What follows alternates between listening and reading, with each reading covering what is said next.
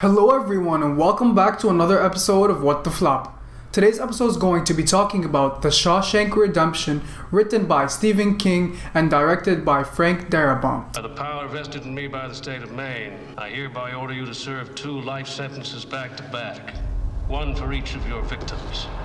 So be it.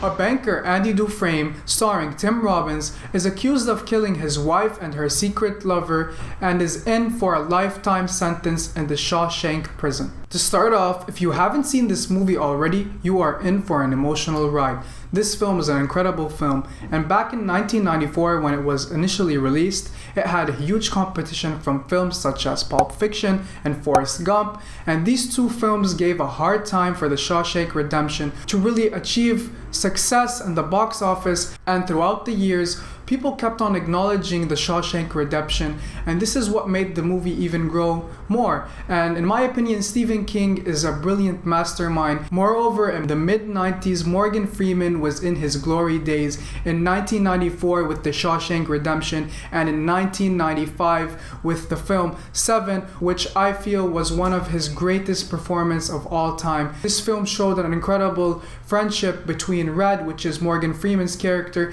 and Andy, which is Tim Robbins' character. To be very honest, this film was very difficult for me to critique, because not for a single second that I doubted that, I would change this in a certain way, or I could do this differently.